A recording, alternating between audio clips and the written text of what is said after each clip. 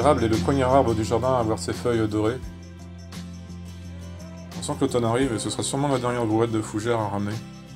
Et c'est le bon moment pour nous de planter l'ail dans le potager et on va voir ensemble comment faire sur une butte paillée.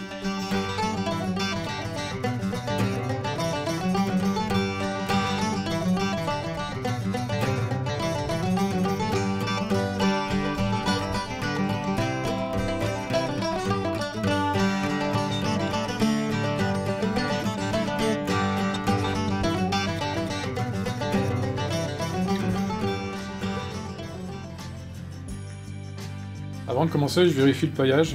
Je regarde s'il est bien en place et si c'est pas le cas, je le remets un peu uniformément. Là on voit qu'il est un peu bas à certains endroits, alors je le remonte. En gros, il y a 3 sortes d'ail. Il y a le violet, le rose et le blanc. Normalement, le rose, ça se plante plus en début de printemps. Et ce qu'on peut planter l'automne, c'est le blanc et le violet. Là, ce qu'on va planter pour cet automne, c'est le blanc. Je vais utiliser de l'ail qui avait poussé en début d'année. Normalement on ne fait pas trop pousser de l'ail blanc en début d'année, mais je l'ai fait dans la serre. Et comme ça m'a fait 1, 2, 3, 4, un petit 5e. Avec 5 cailleux, j'ai pu multiplier. Alors normalement on prend ceux d'extérieur, mais si ceux de l'intérieur ils sont jolis aussi, on peut les prendre aussi. Ouais, j'en avais un beau. C'est marrant, c'est celui-là d'un... Peut-être qu'il est divisé. Ah ouais, il y en a un petit... Il y en a un tout petit qui était à l'intérieur. Celui-là peut-être que ça pourrait marcher, faut voir. Des petits cailleux. Bon, avec une gousse d'ail, en fait la plus grosse, ça m'a fait 10 cailleux. Bon, je pense qu'après les autres ce sera un petit peu moins. Oh, ça va directement sur les buts. Rien ne se perd. Bon, elle est où la tétette et le cucu? Ah. La tétette.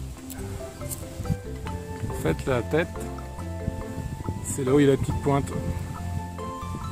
Et le cucu, c'est là où c'est plus plat. Le cucu, la tétette. Alors pour planter de l'ail dans une butte, j'ai besoin de mon petit bâton magique. Bon, c'est un bâton en pointe. Comme ça va permettre d'écarter un peu le paillage. Comme ça. Et de un petit peu gratouiller la terre en surface. Parce qu'on ne va pas trop enfoncer les cailleux. Faut que la tête dépasse un peu de la terre. Et puis laisser le trou sans le reboucher. Bon, après ça risque de se reboucher un peu des fois, il va peut-être y avoir des feuilles qui tombent, mais bon, c'est pas grave. Ah, ça c'est la première technique qu'on peut utiliser, en fait il y en a 2. Celle-là on utilise si le paillage est un peu plus épais. On verra après la technique avec un paillage moins dense.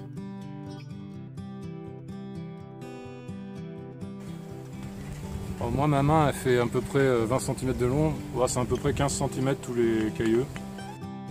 J'aime bien utiliser l'astuce de la main, comme ça me permet de voir à peu près les distances assez rapidement.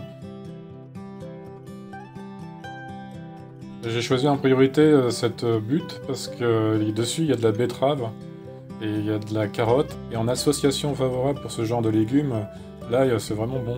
La forte odeur de l'ail va avoir un effet répulsif contre la mouche de carotte.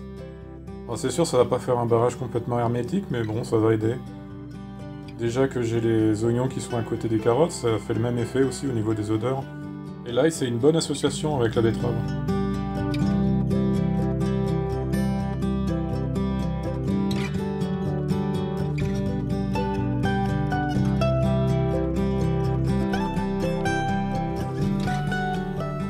Cette année, je voulais vraiment plus planter de l'ail parce que je sais que c'est vraiment bon pour la santé. Je pense que beaucoup savent que ça a beaucoup d'effets bénéfiques pour le corps. Il est souvent classé comme un super aliment.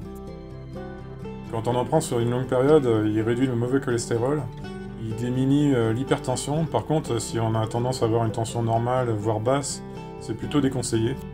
Et surtout, c'est un très bon antioxydant.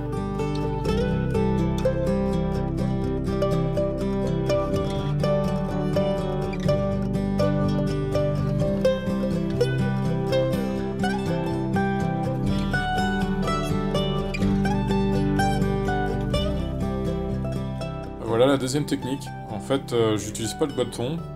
Je mets directement avec la main, avec le caillou à l'intérieur de la main, et j'enfonce tout doucement à travers le paillage. On peut faire cette technique quand le paillage n'est pas trop épais et puis quand il n'y a pas trop de ronces. Et puis ce qui est bien aussi, c'est que ça permet de sentir aussi, quand on arrive à la terre, la résistance. Quand ça force un peu trop, ben, on arrête d'enfoncer le caillou.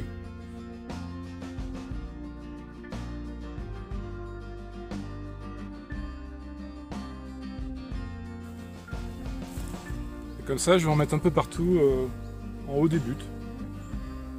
Là, c'est bien pratique parce que c'est là où il y a les betteraves, les oignons et les carottes. C'est bien pour protéger les carottes des parasites. L'idéal, c'est de mettre l'ail en haut de la butte. Parce qu'en bas, ça risque de plus pourrir. Déjà, en haut, je suis pas trop sûr. Normalement, ça devrait aller. En ce moment, il pleut pas mal. Là, on a de la chance en ce moment. Ça va pas rien en journée de beau temps depuis 2 semaines et demie. On écarte un peu le paillage.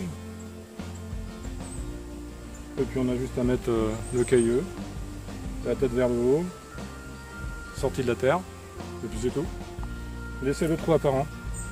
Il y aura moins de risques qu'il pourrisse s'il y a le trou qui reste. Vaut mieux éviter de recouvrir. Ah, puis c'est sympa pour les plantes qui sont à côté, ça va les protéger. Un petit peu.